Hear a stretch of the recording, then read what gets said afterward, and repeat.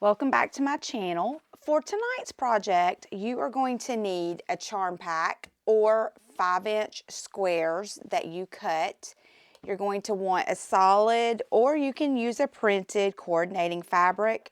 And then you're going to also want another set of a lighter fabric that you're going to use for the back. And these need to be cut at 4.5 inches.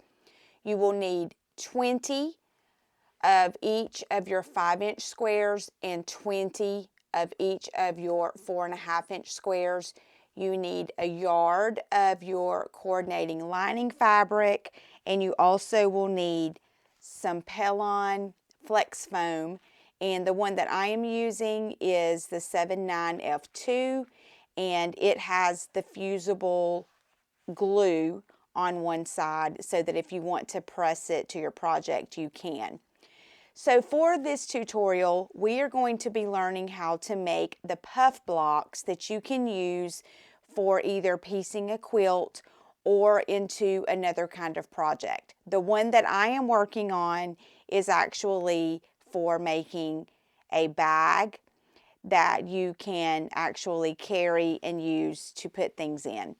So gather a list of all the supplies that you need, and then come back and let me walk you through how to make each puff square. So we will start with one of your 25-inch squares and one of your 24.5-inch squares. And what you'll notice is that this leaves us a little bit of extra room so that we can actually have room to stuff each puff square that we make. So the way we're going to start this is by stacking the 5-inch square on top of the 4-inch square. And you want to line up your edges so that they are perfectly aligned at the corner. Now, when I start this, I use a clip to hold it in place just to help guide it. And then what you want to do is also line up this side so that it is also even.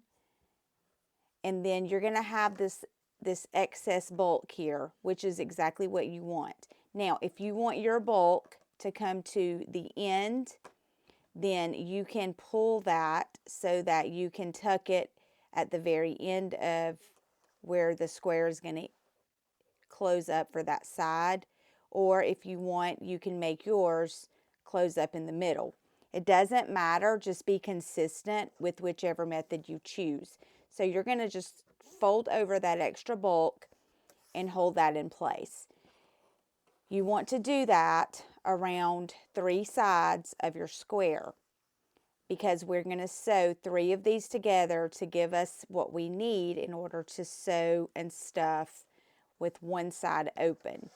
So you'll just continue to kind of move around your block and pull that excess that's extra either towards the end or to the middle of your square, whichever you prefer, and then just clip that in place until all 3 sides are clipped.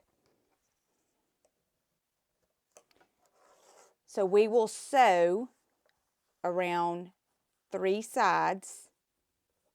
So this side will also be clipped. And if you're going to fold it to the ends, just again, be consistent with where you want that to be. So notice that's going to leave us the little puff that we need in the middle, so that when we're done, we have a space at the bottom here where we can come in and stuff this. So you will sew this side and all the way across the top and back down this side here, leaving only the bottom part open for some polyfill that you will use to stuff each of these squares. So once this has been clipped, then you take it to the sewing machine and you get those 3 sides sewn. So this one is completely sewn.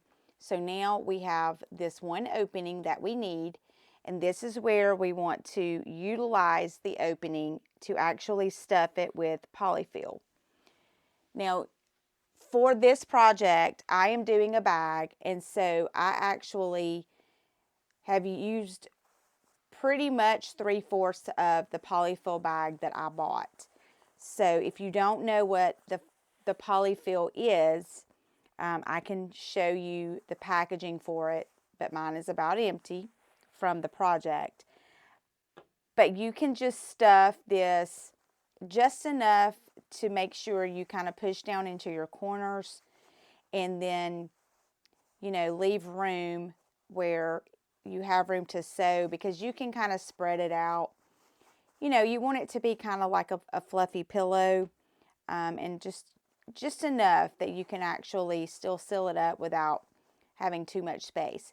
Now, keep in mind that when you sew this closed, again, you want to have the consistency for how you did that for that other overlap for the fourth side. So once that is sewn, you will have a full pillow, is what it looks like. And then you are going to take the time to do 20 of these.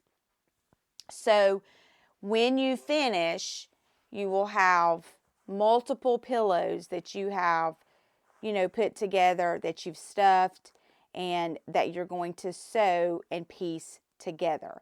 So let me show you how you're going to piece these together, and then we will talk about what we're going to do with these. So once you have one completely finished, if you want to go ahead and sew the 1/4 inch to seal it up, you can. The other option is that you can go ahead and leave that raw edge on one and on a second one, because you're going to sew them right sides together with a 1/4 inch seam. So you don't necessarily have to close it, because if you want to put them together and then just clip that folded edge, then you can easily just do right sides together and sew those closed at the same time you're sewing those together. So for one, I have sewn it completely closed. The other one I have not closed. So I'm just going to line that up a 1/4 inch on the machine. Make sure I have the folded edge together, and slide these kind of together. If you want to clip them in place, you can. Most of the time I do. You can also clip one end, so that if one end is together, then you can maneuver, making sure they don't slide anywhere else once you get it under that needle. So you're just going to sew that 1/4 inch, and that's going to connect two of these together, so that when you sew them, now you have a complete piece. And what you want to do is you want to do this for 3 of these, and then once you have 3 of these together, then you will do another one that is another row of 3 that we will piece together. So now I have 3 sewn together here, and I have 3 sewn together here. So now we want to combine these to make one. So you will still do right sides together, but what's important for this one is that you line up your seams. So you want to make sure that you push one to the left, one to the right, so that they will nest very easily with each other.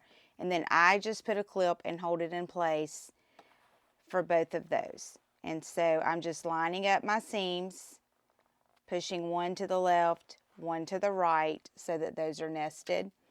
And then one thing that I find helpful is that for the end of these, because they are kind of thick and you want to keep your edges together, is I put a clip on the end going in this direction, and that just helps me to hold that together while I sew the rest of these, and then you can just remove that at the end. So you are going to just press these together as normal and sew that 1/4 inch seam and sew these rows together. Now if you are interested in making this into a quilt, then you would do as many of these individually as you want for a row, and then you would just continue at the end of that row to add a second row, and you would do the same exact thing that I'm doing here. You basically just want to put right sides together and stitch that entire row together and then go to your next row.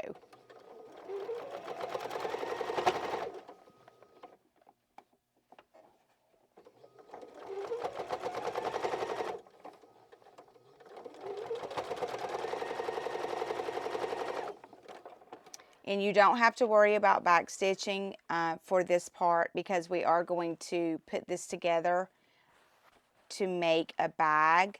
So if you are going to make the bag, then you will catch all of those seams like normally when you push those into the next part of the project with your flex foam, and the lining is going to also have to be put in. So this will give you part of a front or back of your bag.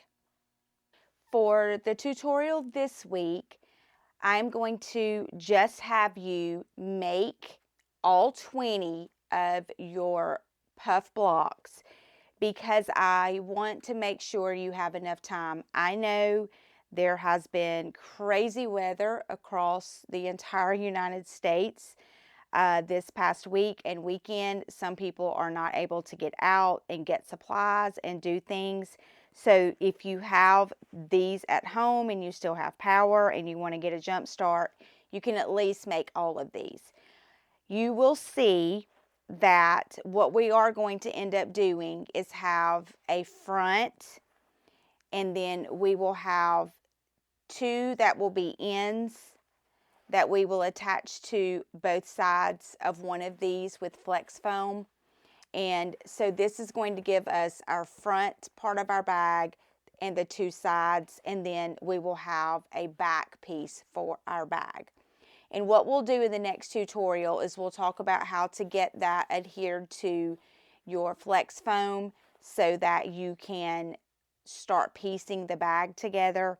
And then also we'll talk about how to cut the sizes that you're going to need to line your bag with whatever your coordinating fabric is, in addition to adding straps to the bag, and then also looking at some other options if you want your bag to have a closure on the top. So I hope that you have enjoyed this tutorial. If you're not interested in making the bag and you do like the idea of a quilt, just continue with your quilt, making these pillows as wide as you want your quilt to be. Just continue to sew the rows as we did until you get it big enough, and then you'll be ready to add it to a backing and your fleece. So if you are interested in part 2, come back next week and we'll continue with making the bag. And don't forget to like and subscribe, add any comments, and let me know some other things you would like to see.